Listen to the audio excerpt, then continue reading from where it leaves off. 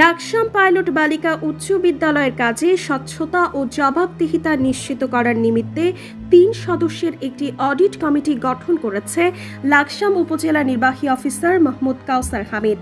১৩ ফেব্রুয়ারি গঠিত ওই audit team ১০ কার্যদিবসের মধ্যে অডিট রিপোর্ট দাখিল করার নির্দেশ দেওয়া হয়েছে। ভারপ্রাপ্ত প্রধান শিক্ষক রসরাজ দাস গঠিত কমিটিকে তথ্য দিয়ে সহায়তা করছে না বলে জানা গেছে।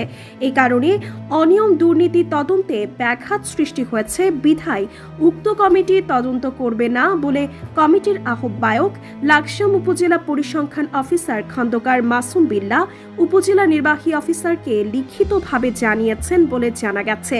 তদন্ত কমিটির অন্য ২ সদস্য হলেন লাকসাম পাইলট বালিকা উচ্চ বিদ্যালয়ের গণিত সহকারী শিক্ষক দিলীপ কুমার ভৌমিক ও ব্যবসায় সহকারী শিক্ষক মাহমুদ কামাল হোসেন। সূত্র জানিয়েছে ২০০৬ সালের ১ জুলাই সহকারী প্রধান শিক্ষক হিসেবে যোগদান করে ১৬ সালের ১৬ জুলাই ভারপ্রাপ্ত প্রধান শিক্ষকের দায়িত্ব পান রসরাজ দাস। শিক্ষকদের মাঝে গ্রুপিং সৃষ্টি করে ম্যানেজিং কমিটির আস্থাভাজন হয়ে রসরাজ বাবু শুরু করেন বিভিন্ন অনিয়ম দুর্নীতি। রসরাজ বাবুর অব্যবস্থাপনা, অনিয়ম ও দুর্নীতির কারণে লাকসাম পাইলট বালিকা উচ্চ বিদ্যালয়ের ভাবমূর্তি তলানিতে পৌঁছেছে বলে সূত্রের দাবি।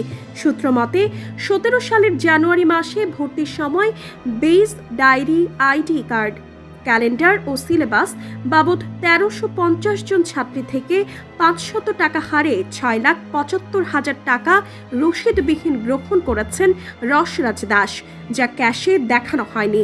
১৭ সাল থেকে ২৪ সাল পর্যন্ত এভাবেই চলমান ছিল রসরাজ বাবুর কর্মকাণ্ড।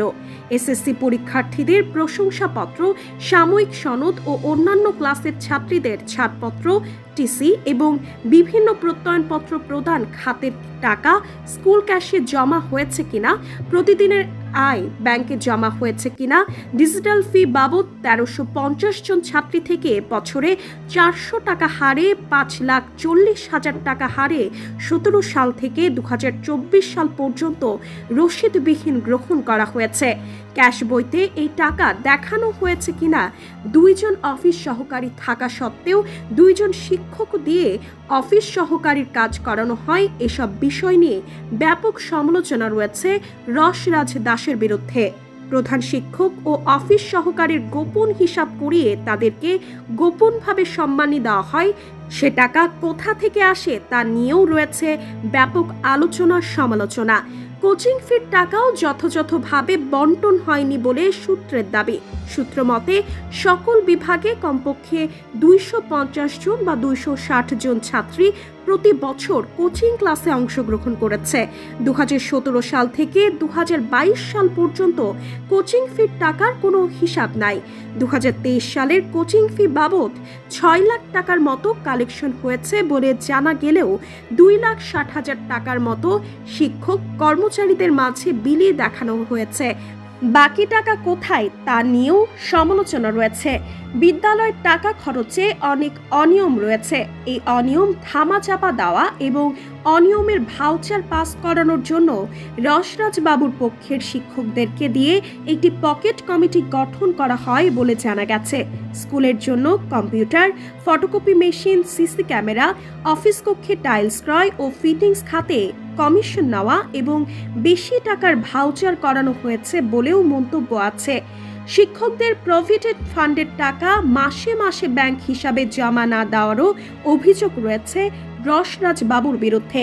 ২০১৭ সাল থেকে ২০২৩ সাল পর্যন্ত সময়ে প্রশ্নপত্র, বেস, ডায়েরি, আইডি কার্ডের কমিশন ভারপ্রাপ্ত প্রধান শিক্ষক ও তার একান্ত বিশ্বস্ত শাহজালাল ভোগ করেছে। বিদ্যালয়ের পশ্চিম দক্ষিণ পার্শ্বে অজুখানা এবং ছাত্রীদের বাথরুমের নাম দিয়ে বহু টাকার ভুয়া ভাউচার করা হয়েছে। স্কুলের পুকুরের মামলাকে কেন্দ্র করে বহু টাকার ভুয়া ভাউচার করে অনেক টাকা হাতিয়ে নিয়েছে রসরাজ বাবু। 5 আগস্টের আগে পুকুরের মামলা বাবদ উকিলকে পরিশোধের জন্য তৎকালীন সভাপতি তাবারক উল্লাহ কায়েসের স্বাক্ষরিত 50,000 টাকার চেক ভারপ্রাপ্ত প্রধান শিক্ষক টাকা উত্তোলন করে উকিলকে না দিয়ে আত্মসাৎ করেছেন বলে জানা গেছে। এ বিষয়ে লাকসাম পাইলট বালিকা উচ্চ বিদ্যালয়ের ভারপ্রাপ্ত প্রধান শিক্ষক রসরাজ দাস বলেন, আমার বিরুদ্ধে আনিত অভিযোগ সঠিক নয়। তদন্ত কমিটির কাছে আমি সময় চেয়েছি, তদন্ত কমিটি আমাকে সময় দেয়নি।